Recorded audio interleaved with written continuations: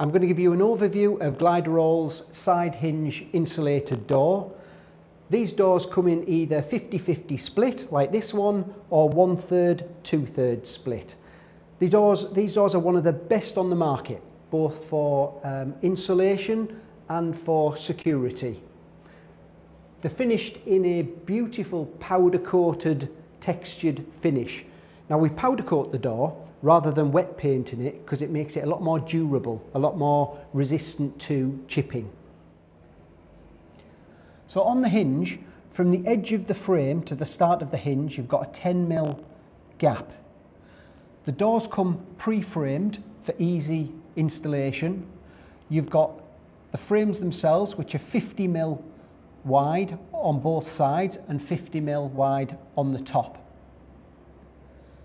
To adjust the frame and the door when it arrives, if you needed to, you can simply take off the cover of the hinge, take the dust cap off the top, dust cap off the bottom, then you've got a grub screw either at the front or at the side. You release that grub screw, which releases the 3D hinge. You can then put your Allen key in the top. That will adjust the door left to right, or Allen key in the bottom, which will adjust the door up or down. Once you've made your adjustments, so you've got a perfect fit on the door itself, you simply retighten the grub screw, which locks it in place.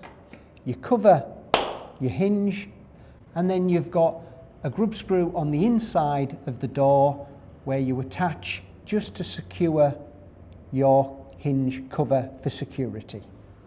If you choose windows in your door, the glass is all double glazed, aerated, toughened glass, available in either clear or stippled effect. If you choose stippled, the stippled is on the inside of the door and clear on the outside. So if you choose any inserts, like in here, people can still see them from the outside. 3-point lock-in. You've got a hook at the top and a hook at the bottom. You've also got thumb turn on the inside, and these thumb turns are ideal because it means you can lock your door or open your door from the inside without a key. On the slave door, you've got a chute bolt at the top and at the bottom. Got a aluminium box threshold at the bottom, really strong, so you're able to drive your car over that if needed. The threshold is 32mm wide and 15mm high. On the underside of your door leaf, that nips on to the threshold by about 7mm. So then you've got 7mm underneath the door for it to open and close. Insulated doors come with door stays as standard. If you open the door stays will open a maximum of 110 degrees.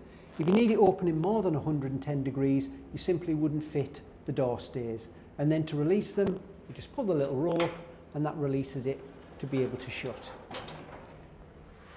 The inside of the door, you've got a smooth, flat panel, free from any joins. Not only does it look good, but that flat panel actually aids the insulation of the door. Looking on the inside now, you've got your frame, which is 67mm on the inside. So you've got 50mm on the outside, 50mm depth, and 67 on the inside. And that's because you've got a 17mm lip here for when your door closes and it nips in.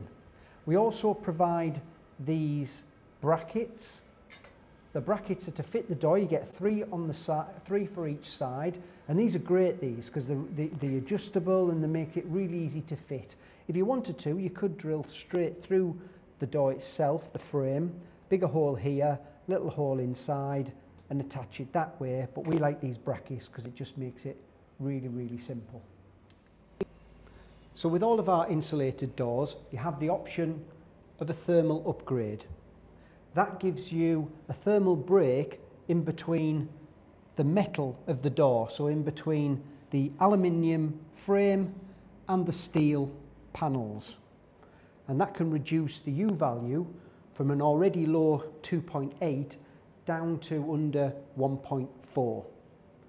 You also get slimline hinges, you get a bigger thermally broken threshold, and you also get an anti-snap 3-star cylinder lock just for that extra little bit of security.